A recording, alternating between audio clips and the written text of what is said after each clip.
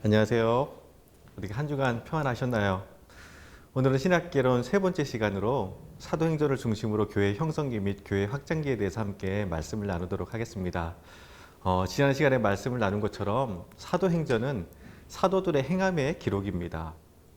즉 사도들을 통해서 복음이 열방으로 전해져 나간 기록들입니다.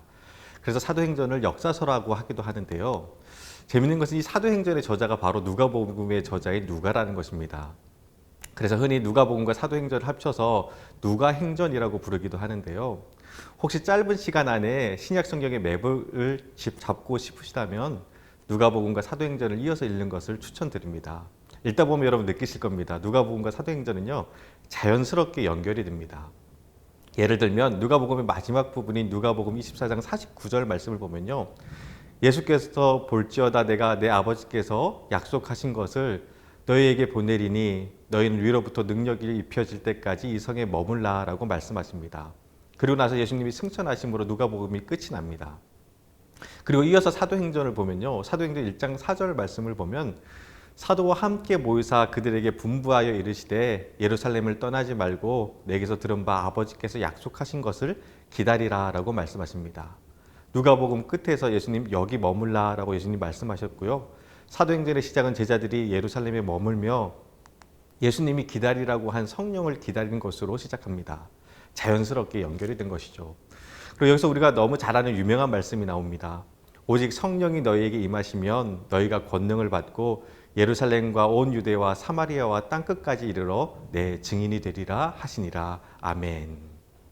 그리고 그렇게 모여있던 제자들에게 오순절 마가의 다락방에서 불같은 성령의 역사가 일어나게 됩니다. 그리고 그때 탄생한 것이 바로 예루살렘 교회입니다.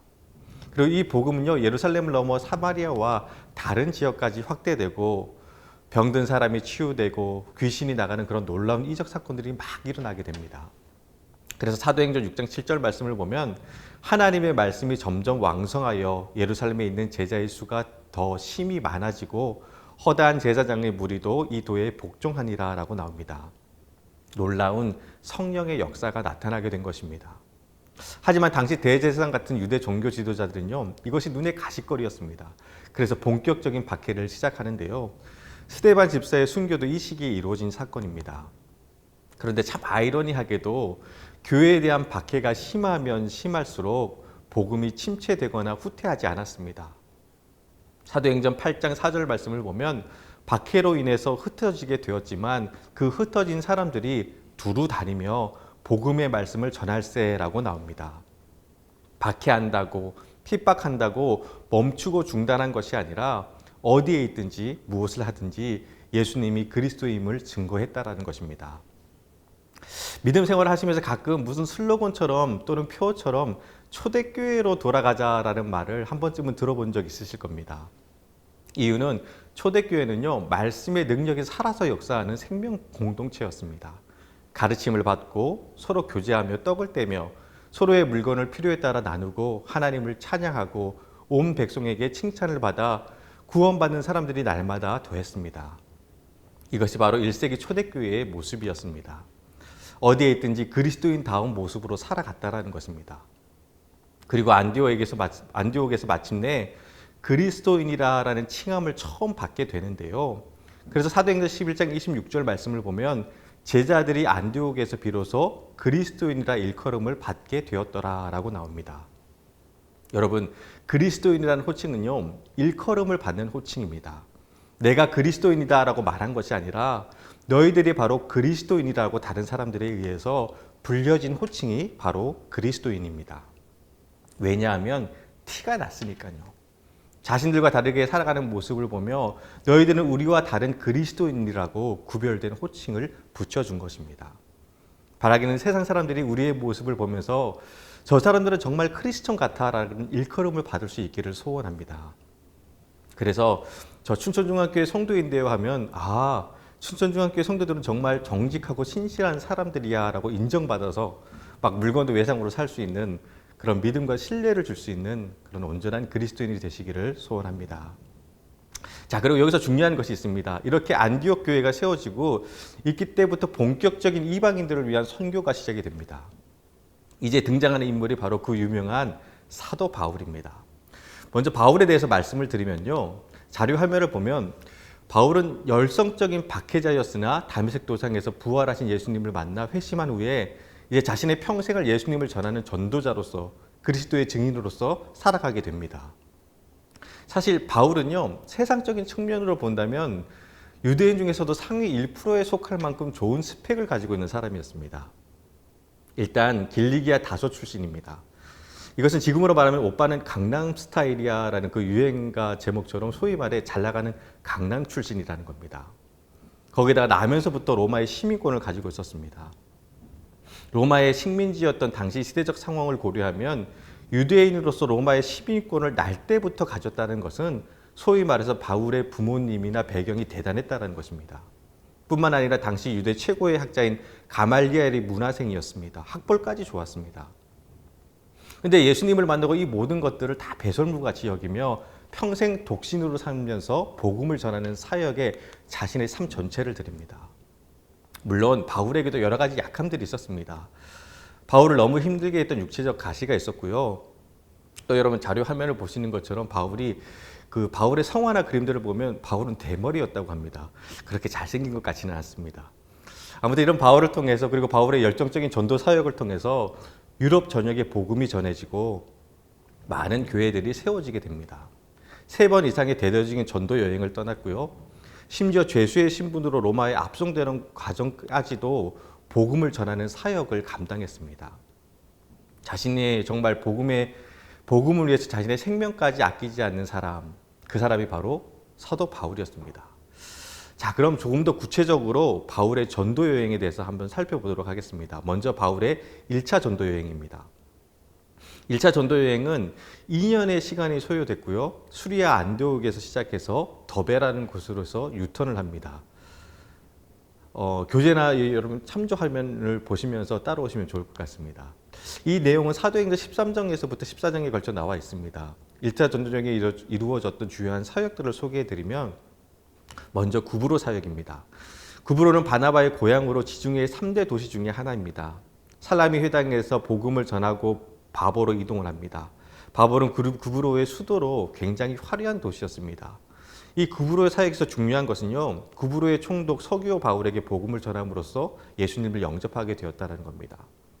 그리고 또 이때 재밌는 일이 있죠. 바예수 또는 엘루마라는 마술가가 나와서 바울을 방해할 때에 바울이 엘리마를 소경으로 만드는 장면이 나옵니다. 그리고 비시디아 안디옥에서 바울의 첫 설교가 시작됩니다. 그 내용은 사도행전 13장 17절에서부터 41절까지 기록되어 있습니다. 여러분 시간 내셔서 한번 찬찬히 읽어보시길 바랍니다. 은혜가 됩니다. 중심 내용은 이런 겁니다. 너희가 죽였던 그 예수가 바로 다윗의 자손인 메시아였다. 예수 그는 하나님이셨다. 그러나 비시디아 안디옥의 유대인들은요, 반박하고 바울을 비방을 합니다. 결국 바울은 거기를 떠나서 이고니온으로 가서 또 루스드라로 갑니다. 그리고 루스드라에서 바울은 안진뱅이, 날 때부터 걷지 못했던, 걸어본 적이 없는 그 안진뱅이를 일으키는 기적을 일으킵니다. 그러면서 사람들이 뭐라고 하냐면요, 바나바는 제우스라고 하고 바울은 헤르메스라고 합니다. 헤르메스는 제우스의 아들입니다. 그리고 제우스 신당에서 소와 화환을 가지고 와서 바울과 바나바를 옆에 두고 막 제사를 지냅니다. 그 모습을 본 바울과 바나바가 옷을 찢고 그 무리들 가운데 가서 여러분이 어찌하여 이러한 일을 하느냐, 우리도 여러분과 같은 성정을 가진 사람이라. 여러분에게 복음을 전하는 것은 이런 헛된 일을 버리고 천지와 바다와 그 가운데 만물을 지으시고 살아계신 하나님께 돌아오게 하려 함이라 라고 말합니다.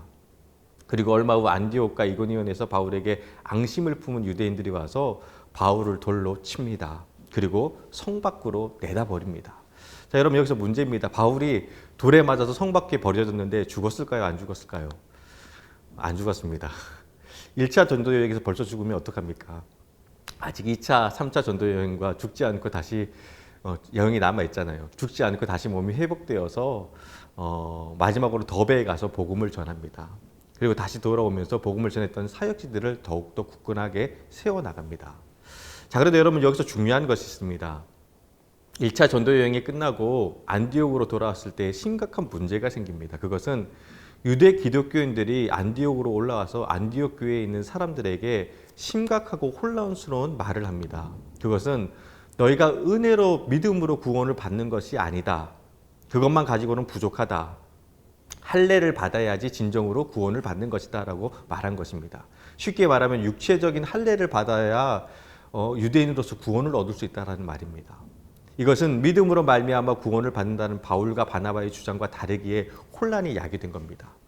그리고 이 문제를 해결하기 위해서 바울은요, 예루살렘을 향합니다. 그리고 그때 이루어진 것이 바로 예루살렘 회의입니다. 예루살렘 회의에 대해서 궁금하시면 사도행전 15장 말씀을요, 읽어보시면 됩니다. 결과부터 말씀드리면 바울의 승리였습니다. 구원은 오직 예수 그리스도를 믿는 믿음으로만 가능하다고 선포를 합니다. 여러분, 이 회의가 잘 실감이 안 나시죠? 여러분, 만약에 이때 바울이 졌잖아요. 이 회의에서 바울이 졌잖아요. 그럼 여기 계신 남자분들은 다 할례 받았어야 됐습니다. 여자분들은 휴 하실지 모르지만 아닙니다. 유대 전통자들의 성향상 여자분들은 교회 안에 들어오지도 못했을지도 모릅니다.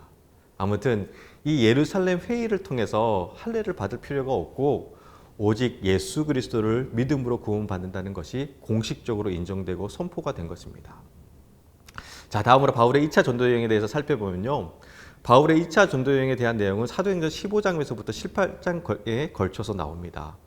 바울의 2차 전도 여행은 처음 목적은 복음이 확정된 것보다는 1차 전도 여행 때 세워졌던 교회들을 방문하고 믿음의 형제들을 격려하는 데 있었습니다. 그리고 2차 전도 여행에 중요한 사건이 하나 나옵니다. 그것은 바울의 2차 전도 여행의 목적은 1차 전도 여행 때 세워진 교회를 격려한 후에 바울은 원래 처음 계획은 소아시아 쪽으로 가려고 했습니다. 근데 성령님께서 그 길을 막으십니다. 그래서 터키 북부인 비두니아 지역으로 북상하려고 했으나 그 길마저 성령님께서 허락하지 않으셨습니다. 그러다가 드로아에서 마게도니아의 환상을 보고 전도의 발길을 유럽으로 돌리게 됩니다. 그래서 드로아에서 에게를 건너 마게도니아의 첫 성 빌립보, 그 후 데살로니가, 베레아, 아덴, 그리고 고린도와 에베소까지 전도의 무대가 확정되어 가는 것을 볼 수가 있습니다. 이 사건을 통해서 알 수 있는 것은요, 사역의 주도권은 여러분 하나님이 가지고 계십니다. 자신이 아무리 멋진 계획과 잘 훈련되었고 준비되었다 할지라도 주님이 원하시지 않으면요, 아무 소용이 없다는 것입니다. 그러나 여러 가지로 미흡하고 부족하고 심지어 한 번도 고려해 보지 않았다 할지라도 주님이 원하시면 그 길로 가야 된다는 것입니다. 자, 그렇게 해서 당도한 것이 바로 이 빌립보였습니다. 빌립보 사역에 대해서 말씀을 드리면요, 빌립보는 마게도니아의 수도는 아니었지만 리틀 로마라고 불릴 정도로 퇴역한 장교들과 귀족들이 살던 화려한 도시였습니다. 그리고 그곳에서 자주색 옷감 장수인 루디아를 만나게 됩니다. 사도행전 16장 14절 말씀을 보면요, 주께서 그 마음을 열어 바울의 말을 따르게 하신지라 라고 나옵니다. 이미 하나님께서 빌립보에서 함께 동역할 루디아를 준비시켜 놓으셨다는 겁니다. 자신의 계획과 달리 하나님의 뜻에 순종하여 도달한 빌립보 지역이었습니다. 어디서부터 어떻게 사역해야 할지 막막했지만 말씀을 보면 기도할 곳이 있을까 하며 문밖 강가에 나갔다 거기서 루디아를 만나게 됩니다. 우연을 가정한 하나님의 필연으로 만나게 하셨고 그곳에 하나님은 빌립보 교회를 세우십니다. 여러분, 하나님의 인도하심은요, 이처럼 놀랍고 오묘합니다. 그리고 지금도 하나님은요, 우리의 삶 가운데 일하고 계십니다. 우연을 가정한 하나님의 필연으로 한치의 착오도 없이 우리의 삶을 이끌어 가시는 분인 줄 믿습니다.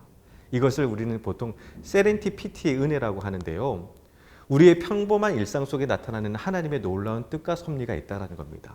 그 세렌티피티의 은혜가 여러분의 삶 가운데 가득하시기를 주님의 이름으로 축복합니다. 그런데 바울의 전도 활동이요, 늘 이렇게 은혜로운 것만은 아니었습니다. 그 데살로니가 지역으로 가서 복음을 전할 때는요, 데살로니가에 있던 유대인들이 천하를 어지럽게 하는 사람들이라고 비방하면서 바울을 해하고 폭력을 동원합니다. 그래서 어쩔 수 없이 데살로니가에서 남서쪽으로 약 85km 떨어진 베레아로 이동합니다. 그런데 바울이 데살로니가에 있던 유대인들이 베레아까지 쫓아와서 또 사람들을 선동하고 사역을 방해합니다. 그래서 베레아 지역에서 또 오래 있지 못하고 아덴으로 피신을 합니다. 참 아이러니하게도요, 유대인들의 박해가 오히려 복음을 더 빨리 세계 곳곳으로 확신시켜 나가는 계기가 되었다는 겁니다. 자, 그리고 다음으로 아덴 사역에 대해서 말씀드리면요, 이 아덴은요, 아테네라는 여신의 이름을 따서 만든 도시로 헬라의 철학이 번성했던 도시입니다. 여기서 유명한 철학자 소크라테스나 플라톤, 아리스토텔레스, 에피쿠로스, 제노가 있습니다. 철학과 우상들이 넘쳐나는 도시였습니다. 300개의 공식화된 우상과 3만 개의 신상이 있었다고 할 정도로 철학과 우상의 도시였습니다. 여기서 유명한 것이 바로 그 아레오바고에서 아덴 사람들의 경향에 따라 바울이 복음을 논리적으로 변증하는 장면이 나오는데요. 사도행전 17장 22절에서 24절 말씀을 보면 바울이 아레오바고에 서서 말하되 아덴 사람들아 너희들을 보니 범사에 종교심이 많도다라는 말을 시작한 후에 하나님을 이제 아테네 사람, 아덴 사람들에게 소개를 합니다. 근데 어떻게 소개를 하느냐? 너희가 위한 것들을 보다가 알지 못하는 신이라고 새긴 달을 보았는데 그 알지 못하고 위한 그 신을 너희에게 알리겠다고. 그 신이 바로 하나님이시다라고 선포합니다. 철학이 번성했던 도시에서 헬라의 지성인들에게 하나님을 소개하기 위해서 나름 그들이 이해하기 쉽게 하나님이 바로 너희가 알지 못하고 위한 그 신이라고, 그 신이 바로 하나님이라고 소개를 했습니다. 당시 아덴이라는 도시의 풍토를 본다면 바울의 이 변론은요, 탁월한 것이었습니다. 근데 여러분, 이 아덴에서 복음의 열매를 거두었을까요? 아닙니다. 탁월한 바울의 변증과 논리에도 불구하고 다른 지역에 비해 크게 못 미치는 성과를 거둡니다. 결국 바울은 아덴을 떠나 고린도로 향합니다. 아마 이때 바울이 깨달았던 것 같아요. 복음은 철학이나 논리가 아니었습니다. 복음은 십자가입니다. 그래서 아덴을 떠나 고린도로 옮긴 후에 줄기차게 바울은 전합니다. 십자가의 도를 전합니다. 그래서 고린도서 1장 18절에서 십자가의 도는 멸망하는 자들에게는 미련한 것이나 구원을 받은 우리에게는 하나님의 능력이라고 바울의 간증 같은 고백이 나오게 되는 것입니다. 그리고 이렇게 고린도에서 머물면서 한창 사역을 하고 있을 때 데살로니가에 있던 디모데와 실라가 바울과 다시 합류를 합니다. 그러면서 데살로니가 교회에 대한 이야기를 해줍니다.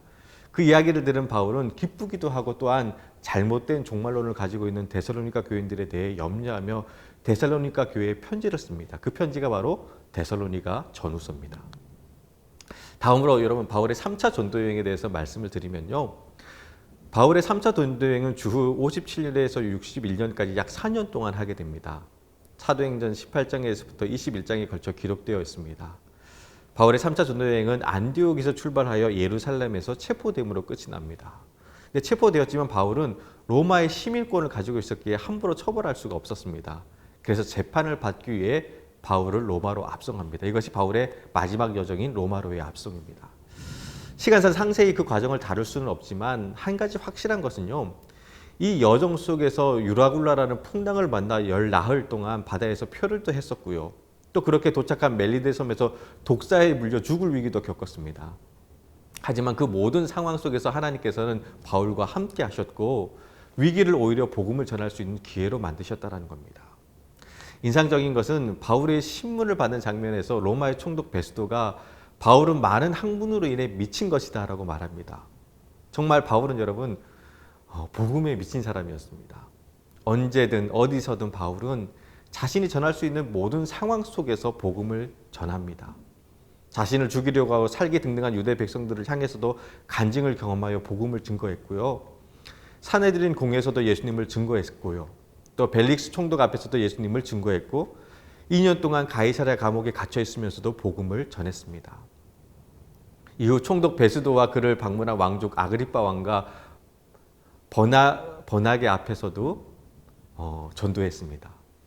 이후 로마로 압송되는 과정을 보더라도 폭풍에 시달리는 사람들을 안심시키며 하나님의 말씀을 전하고 멜리데 섬에서도 약 3개월간 머물려 복음을 전했으며 로마에 가서 황제의 재판을 기다리고 갇혀있는 동안에도 전도했습니다. 자신의 삶을 오로지 복음 증거에 다 쏟았던 것입니다. 강의를 마무리하면서요. 제가 좋아하는 찬양 중에 십자가 전달자라는 찬양이 있습니다. 그 가사를 보면 이렇습니다. 난 지극히 작은 자 죄인 중에 괴수 무익한 날 부르셔서 간절한 기대와 소망 부끄럽지 않게 십자가 지게 하셨네.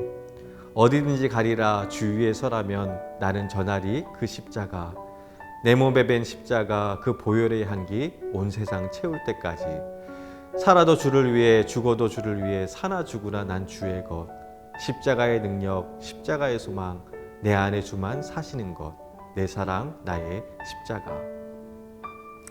세상적으로 자랑할 것이 많은 소위 엄친아 같은 바울이었지만 그 모든 것을 다 버리고 자신의 삶 전부를 들여서 바울은 십자가 복음을 전했습니다. 전도자의 사명을 감당하는 것이 많이 힘들고 속상하고 아팠을 겁니다.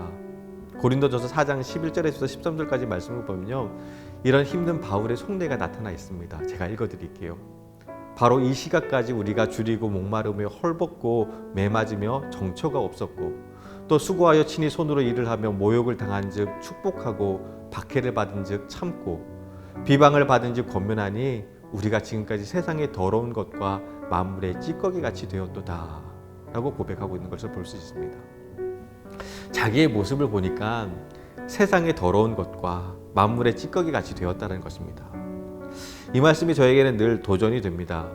과연 나는 세상의 더러운 것과 만물의 찌꺼기같이 돼도 그런 취급을 받으며 복음을 전할 수 있을까? 전도하는 것이 점점 더 어려워지고 있습니다. 시대가 달라졌다고, 사람들의 마음이 강팍해졌다고, 사회적 거리두기로 사람을 만나기가 어렵다고 우리가 할 수 있는 변명은 수없이 많을 겁니다. 그런데 여러분 묻고 싶습니다. 지금 여러분의 가슴에는 피 묻은 주님의 십자가가 있으신가요? 만물의 찌꺼기같이 업신여김을 받으면서도 웃으며 복음을 전할 수 있는 믿음과 용기가 있으신가요? 여러분 꼭 기억하셨으면 좋겠습니다. 이 땅의 수많은 교회들은요, 의젓하고 고상한 말씀 양육 프로그램으로 세워진 것이 아니라 주님의 피값으로 세워진 것입니다. 그리고 적당히 편하게 믿음 생활하고 전도하려고 하는 우리의 모습을 향해서 사도 바울은 말할 것입니다. 나는 복음을 전하기 위해서 세상의 더러운 것과 만물의 찌꺼기가 되었다. 바울의 1차, 2차, 3차 전도 여행 그리고 로마로의 압송의 이 과정을 마무리하면서 바라기는 복음을 향한 바울의 열정이 우리의 심령에도 불붙기를 원합니다. 그래서 어려운 시기지만 오히려 복음으로 세상을 변화시키며 이 땅에 하나님의 부흥을 이루어가는 십자가의 전달자들, 그리스도의 증인들이 되시기를 주님의 이름으로 축복합니다. 감사합니다.